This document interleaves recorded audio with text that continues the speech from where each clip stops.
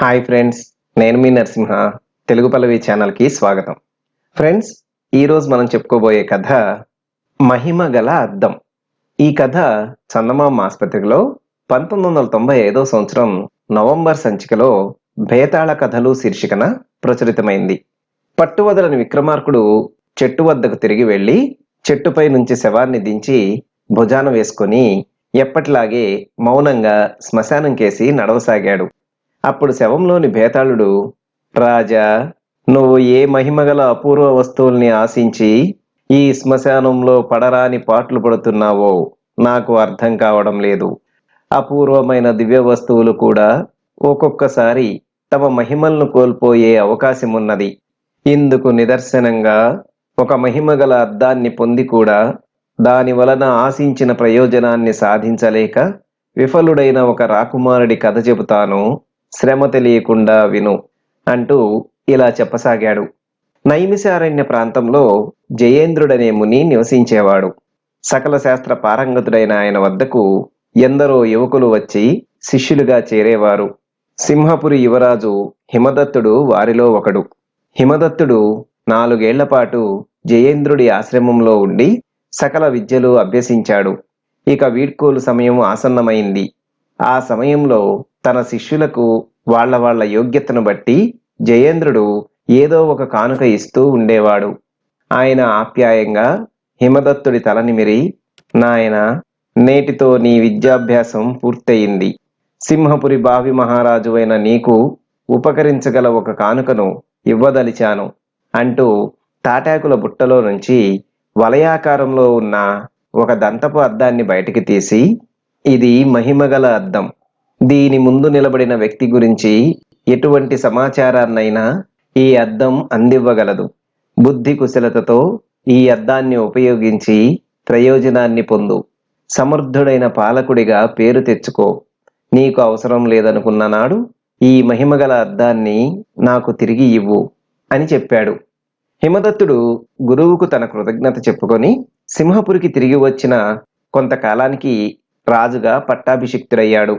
ఒకనాడు సింహళ దేశం నుంచి వీరభూపతి అనే మల్లయోధుడు, ధీరసింహుడు అనే ఖడ్గ విద్యా నిపుణుడు, భూపాలవర్మ అనే మేటి విలుకాడు సింహపురికి వచ్చారు. వాళ్ళు రాజు హిమదత్తుడి దర్శనం చేసుకొని, మహారాజా, మా ముగ్గురిలో ఎవరు అధికులో ఇంతవరకు ఎవరూ తేల్చి చెప్పలేకపోయారు. మీ వద్ద ఒక మహిమగల అద్దం ఉన్నదని, దాని సహాయంతో మీరు ఎన్నో జటిల సమస్యలను చిటికలో పరిష్కరిస్తున్నారని విని ఎంతో ఆశతో వచ్చాం. మా వివాదాన్ని కూడా అద్దం సహాయంతో పరిష్కరించండి అని కోరారు. ఆ తర్వాత యుద్ధ విద్యలలో వాళ్ళ సామర్థ్యం అపూర్వమైందని వాళ్ళ ప్రదర్శనను చూసి హిమదత్తుడు గ్రహించాడు. ఆ ముగ్గురు వీరులను అద్దం ముందు నిలబెట్టి, మహిమగల అద్దమా, ఈ ముగ్గురు వీరులలో మహావీరుడెవరో తేల్చి చెప్పు అన్నాడు. అద్దంలో నుంచి ఎటువంటి సమాధానం రాలేదు. హిమదత్తుడు నివ్వెరపోయాడు. 2 లేక 3 సార్లు అడిగి చూసినా ఫలితం లేకపోయింది. అద్దం కూడా తమ సమస్యను పరిష్కరించడంలో విఫలమైనందుకు విచారిస్తూ ఆ ముగ్గురు వీరులు వెళ్ళిపోయారు. కొన్నాళ్లు గడిచాక కోసల దేశం నుంచి ధూమకేతు, వజ్రబాహు అనే మల్లయోధులు హిమదత్తుడి దగ్గరకు వచ్చారు. వాళ్ళది కూడా తమ ఇరువురిలో ఎవరు గొప్ప అన్న సమస్యే. ఎన్నిసార్లు ఆ ఇద్దరు మల్ల యుద్ధ పోటీలలో పాల్గొన్నా ఇద్దరూ సమాన ఉజ్జీలుగా నిలబడటమే అందుకు కారణం. హిమదత్తుడు సభ తీర్చి తన గతానుభవం మూలంగా అద్దం మహిమను సంశయిస్తూనే, మహిమగల అద్దమా, ఈ ఇద్దరిలో మేటి ఎవరో చెప్పు అని అడిగాడు. మరుక్షణం అద్దంలో నుంచి వజ్రబాహు అన్న సమాధానం వచ్చింది. అద్దం తన మహిమను కోల్పోనందుకు ఆనందపడుతూ, హిమదత్తుడు, వజ్రబాహు ధూమకేతు కంటే ఏ విధంగా మేటి అని ప్రశ్నించాడు.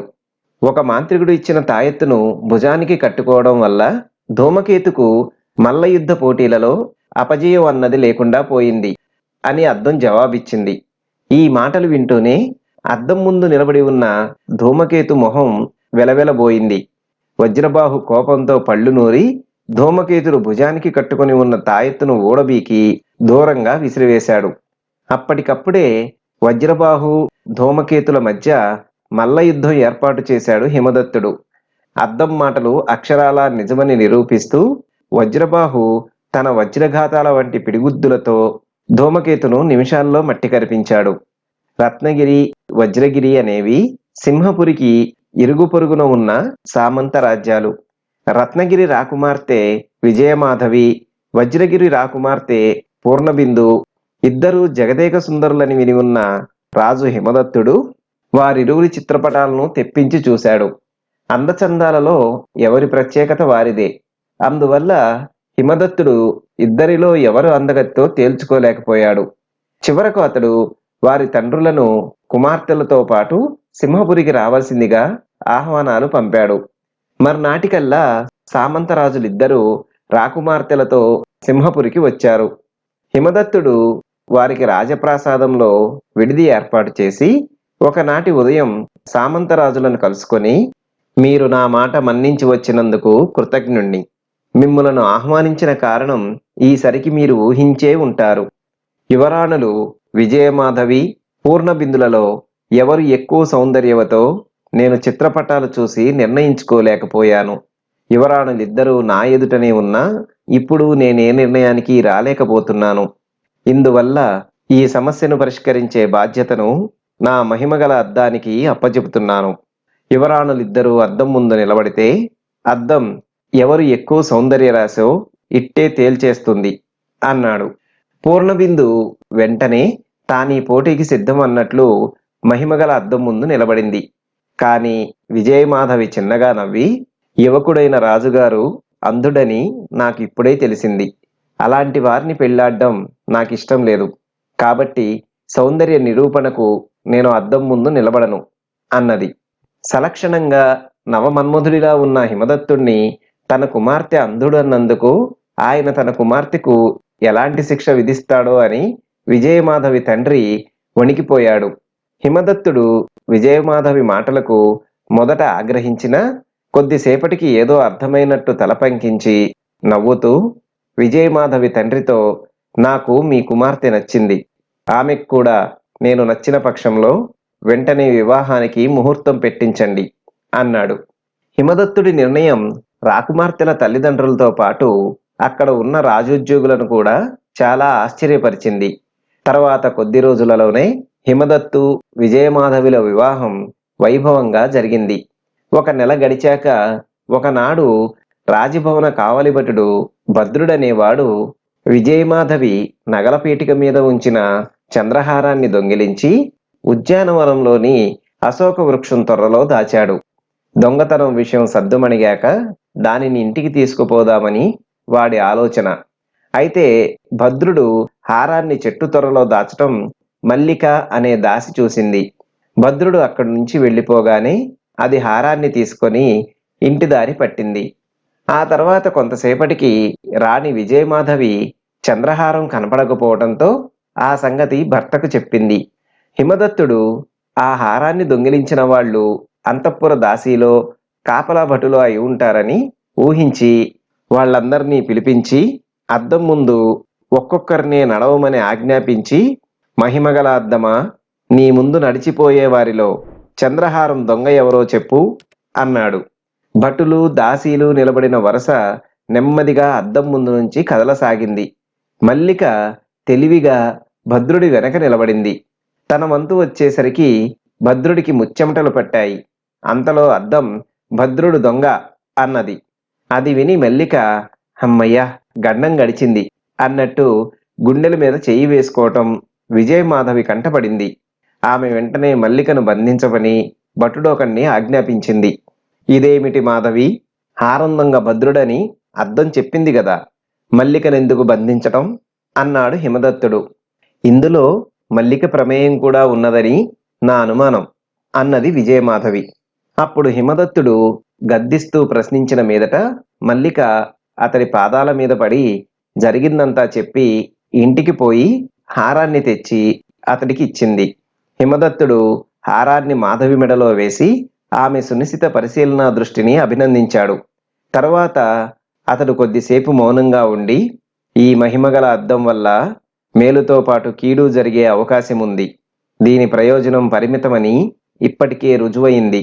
దీన్ని ఈరోజే మా గురువు గారికి తిరిగి ఇచ్చి ఆయన ఆశీర్వాదం పొంది వస్తాను అన్నాడు.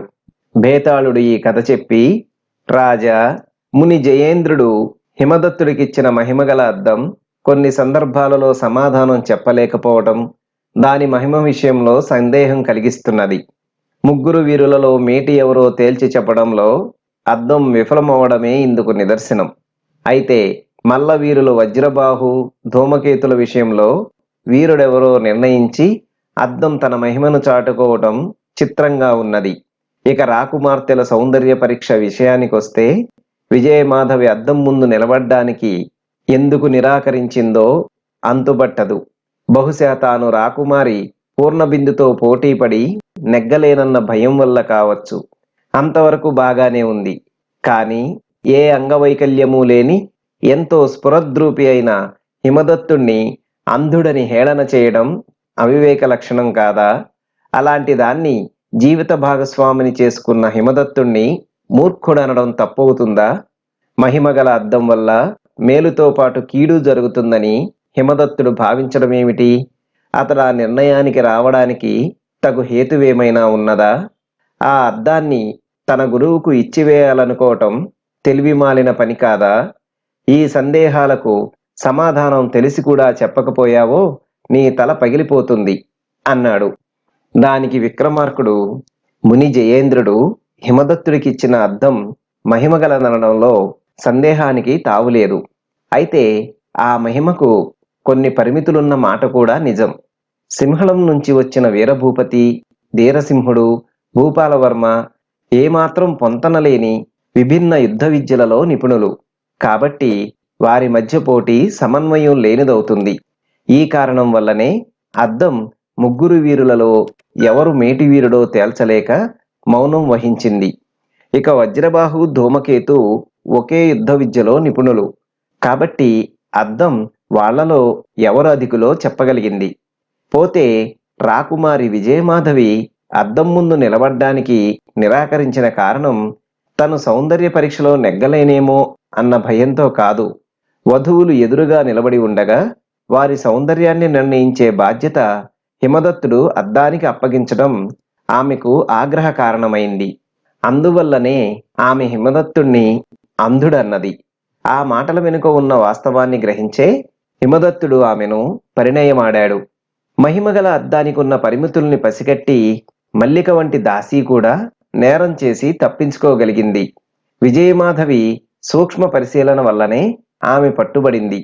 ఇది గ్రహించే హిమదత్తుడు అద్దం వల్ల ఒక్కొక్కసారి అనర్థాలు కూడా జరిగే అవకాశముందని భావించాడు. మహిమగల సాధనాల కంటే మాధవ మేధస్సును ఉపయోగించి సమస్యలను పరిష్కరించటం రాజ్యపాలకుడికి అవసరమని గ్రహింపుకు వచ్చి దాన్ని తిరిగి మునికి ఇవ్వాలని నిర్ణయించుకున్నాడు. ఇది ఎంతో సముచితమైన నిర్ణయం. ఇందులో హిమదత్తుడి వైఫల్యం అంటూ ఏమీ లేదు అన్నాడు. రాజుకు ఈ విధంగా మౌనభంగం కలగ్గానే బేతాళుడు శవంతో సహా మాయమై తిరిగి చెట్టెక్కాడు. చూశారు కదా ఫ్రెండ్స్, ఇది ఈ రోజు కథ. మరొక మంచి కథతో తదుపరి వీడియోలో కలుసుకుందాం. ధన్యవాదాలు.